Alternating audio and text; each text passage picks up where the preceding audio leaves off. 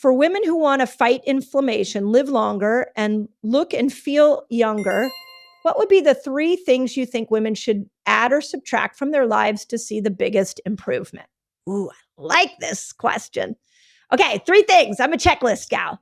3 things that women should think about to be more healthy. We've talked about some of them, but I'm going to really try to make this simple so that you can leave this podcast, or if you're watching it on YouTube, you can leave and you can apply it. Okay. So, first thing, we got to know the hormonal hierarchy. The hormonal hierarchy says that your sex hormones are massively controlled by your insulin sensitivity. So if you're insulin resistant, your sex hormones will be off. PCOS is a great example of that. Okay, then above insulin is cortisol. And cortisol says that if you're under stress, you will stay insulin resistant. And if you're insulin resistant, you are going to have trouble balancing your sex hormones. So manage stress. Stress is more important than what you are eating and how you are fasting. Eat Like a Girl, Fast Like a Girl was all about this metabolic switch in helping you understand how to get yourself insulin sensitive so you could balance your sex hormones. That's the whole premise of those 2 books. But what I'm here to tell you today is that cortisol, no matter how well you fast, how well you break your fast, how well you eat, if you are chronically in a cortisol saturated environment, you will struggle to balance insulin and you will struggle to balance sex hormones. So cortisol is really important to regulate.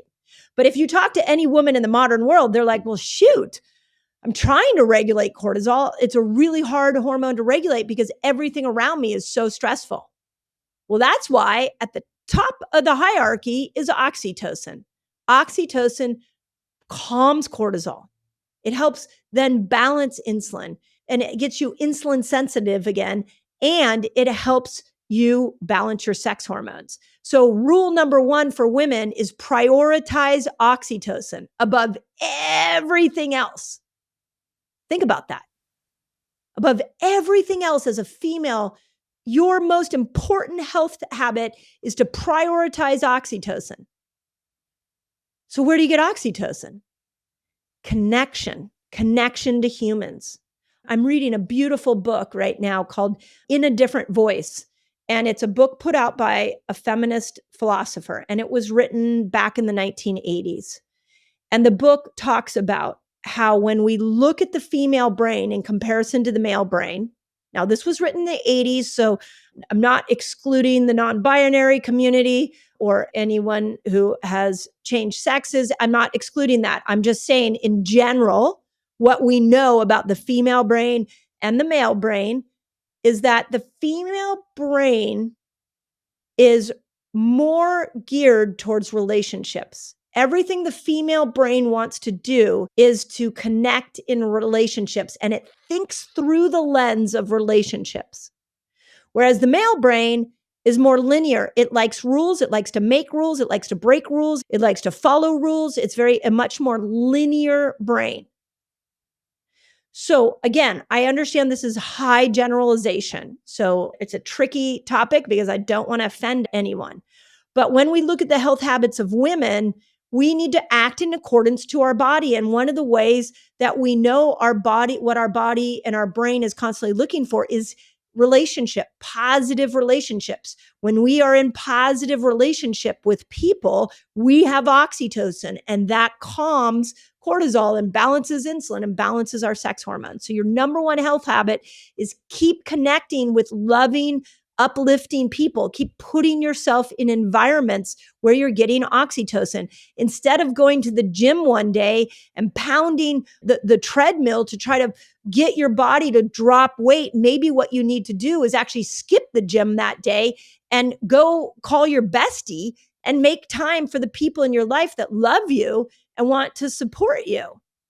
That might be a more beneficial health habit for you in that moment than trying harder, doing more, dieting more, working more oxytocin and relationships heal a woman's body. And we need to bring that conversation back.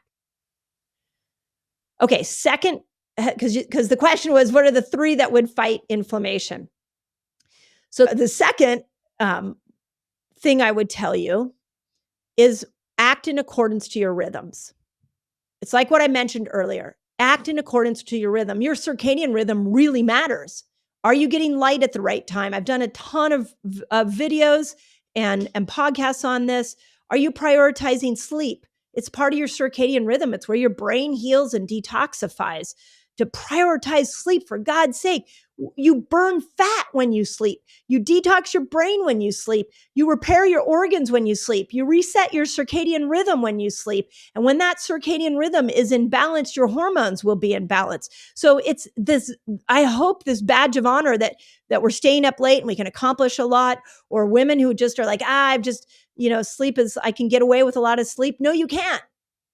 You are a rhythmic human, and your rhythm demands that you are put into the day-night cycle. So follow the rules of circadian rhythm. The other rhythm that we haven't talked about on this podcast yet is your nervous system rhythm. Your nervous system rhythm switches just like your metabolic system, and it switches over into a place where it can go into a sympathetic, where it's in fight or flight, and then it needs to switch back into the parasympathetic rest and digest. So make sure that you're getting enough rest and digest, because if you stay in sympathetic too long, you're now cortisol saturated. We've already talked about what that does. And you eventually will move to a third nervous system. It's a part of a theory called the polyvagal theory, where you go into a freeze mode. And so many women are in freeze mode, where they're disassociating.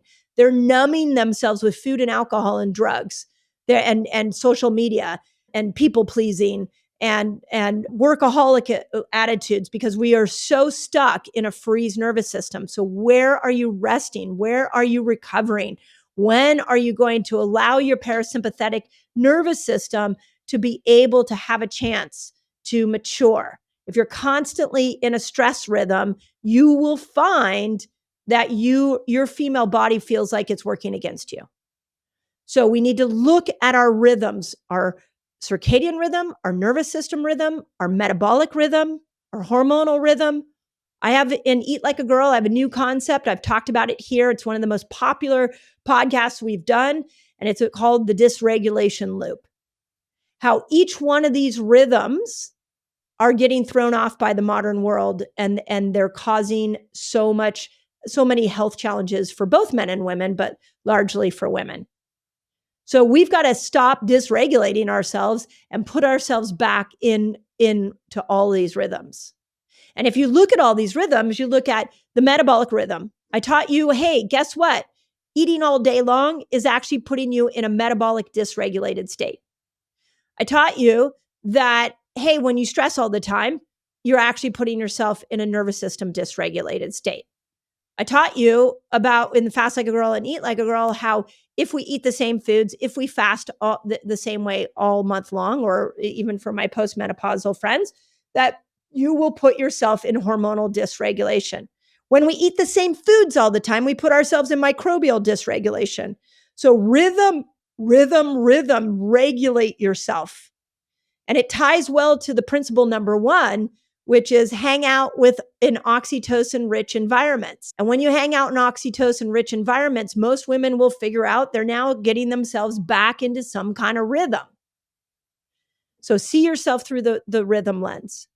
And then, the third and the last one I will probably put in there for health habits for longevity and inflammation, and that's putting yourself, or avoiding, this one's going to be a little more of an avoiding toxic anything, toxic food, toxic people, toxic environments, toxic social media. The toxic piece of the modern world is violent. The way that well-intending people are delivering messages on social media can be harmful, because there's a lot of do this, don't do that. There's a lot of You are powerless. You need a doctor. You need a diet. You need a health influencer. You need a president of your country. You need somebody to save yourself. Nobody's coming to save you. You are coming to save yourself. And each time you put yourself in these toxic environments, you shed another layer and you give another layer of your power away. So look at your environments and ask yourself, is this a nurturing, healing environment for me? Or am I putting myself chronically into these toxic places that are taking me out of balance with the wisdom of my female body? So toxic, anything, plastics. This is a hot topic. Plastics, phthalates. Phthalates are the air fresheners. So we know the chemicals are destroying us. Heavy metals, massively destroying us. But then social media, I've curated my Instagram. That's where I spend most of my social media time for my own personal use. I've curated it to be, animals, funny people, places I want to travel to. Anybody who has a toxic message, I unfollow because I don't want their toxic thinking into mine. This is why I highlight for you all N of one and Eat Like a Girl. I talk about N of one. You have to find your own rhythm and path with your health. Stop waiting for some guru to show you. Be your own guru. So where are you putting your mind? Where are you putting your body? What are you putting into your mind? What are you putting into your body? And is it toxic? If it's toxic, it's taking you out of rhythm with your female body. And when you're out of rhythm with your female body, you lose oxytocin. And when you lose oxytocin, all the other hormones fall apart. Make sense? So again, I'm here to offer a more empowering thought, a thought that is so needed right now in our culture. And I'm here to give you the keys to your own queendom back, that you are in control of your health. Where you sit right now may not be your fault, but it is your responsibility. And it starts with understanding how this brilliant body you live in works, having appreciation for it, and being highly curious about how you can get the most out of it.